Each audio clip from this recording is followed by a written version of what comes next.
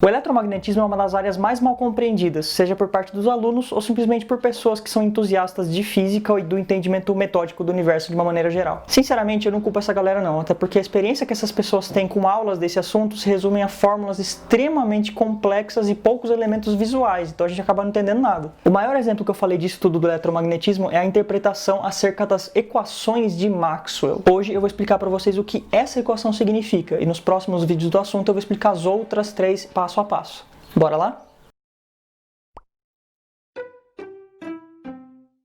Antes de qualquer coisa, para alguém que estiver talvez perguntando, sim, esse vídeo é inspirado fortemente no vídeo do canal ParfD, mas eu sei que para muita gente aqui no Brasil, inglês simplesmente não é acessível, então eu estou fazendo a minha versão aqui. Porém, o link do vídeo vai estar na descrição, beleza? O eletromagnetismo é o estudo de qualquer fenômeno relacionado com eletricidade, magnetismo ou os dois ao mesmo tempo. As equações de Maxwell, apesar do nome sugerir isso, não foram todas desenvolvidas exclusivamente pelo James Clerk Maxwell, e sim são junções de 4 equações feitas por outros físicos também. Essas equações propõem explicar fenômenos que vão desde o campo magnético da Terra até a energia que chega na sua tomada. Mas ok, eu me propus a explicar o que essa equação significa. Então bora lá! Para a gente entender o que uma equação na física significa, a gente precisa primeiro entender o que cada símbolo significa e como eles se relacionam um com o outro. No eletromagnetismo, esse B com a seta em cima simboliza um campo magnético. Um campo nada mais é do que uma região no espaço onde você pode associar vetores, que são essas setas, a qualquer ponto nesse espaço. Esses vetores têm que simbolizar a intensidade e a direção de alguma coisa. Acho que um dos maiores exemplos que eu conheço disso é esse tipo de mapa que mostra a intensidade e a direção da água em um rio. Quanto maior a seta, maior é a intensidade do campo nesse local, nesse caso a velocidade da água, enquanto a direção da seta indica para onde a água está indo. Por exemplo, nesse local a água está bem rápida indo para a direção sudeste, enquanto nesse local a água está bem devagar indo para a direção nordeste. Beleza, então um campo magnético é uma região no espaço que mostra a influência que um objeto magnético iria sofrer devido, nesse caso, à força magnética. Eu tenho certeza absoluta que você já viu a imagem de um ímã ser representada desse jeito. Pois é, se você perceber, é igualzinho a imagem do rio, só que ao invés das setas representarem a velocidade e a direção da água, elas representam a força que um objeto magnético iria sentir nesse local. Maravilha, a primeira parte da equação já foi.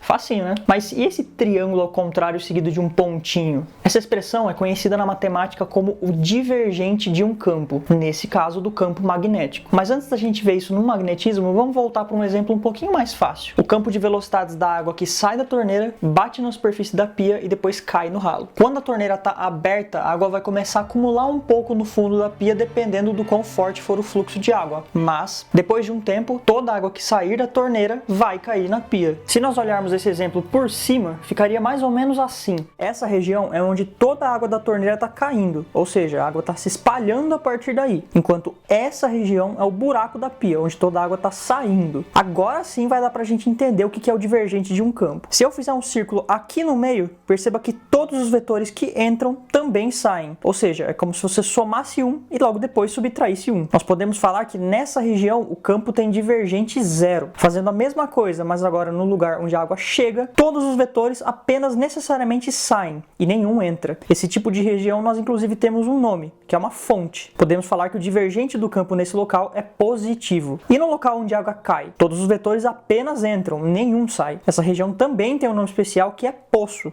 e o seu divergente é necessariamente negativo. Só para resumir então, quando nós estamos no meio desse tipo de campo, o divergente é zero.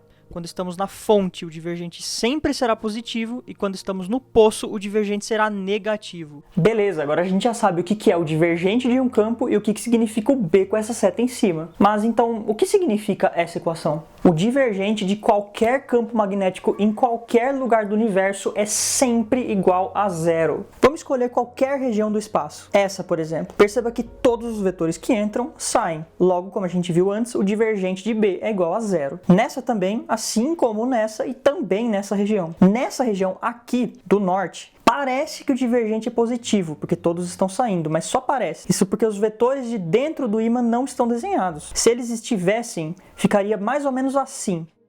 Ou seja, o divergente é igual a zero também. Mesma coisa para o sul do ímã.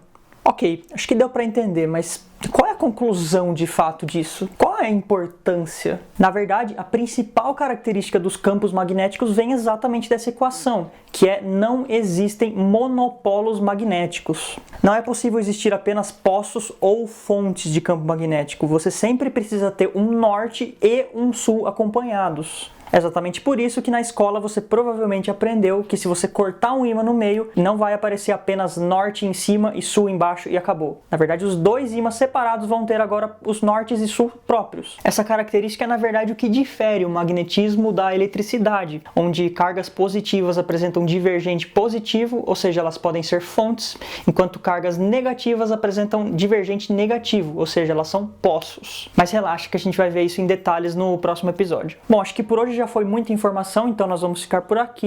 Muito obrigado por assistir esse vídeo, dá um like aí e até a próxima.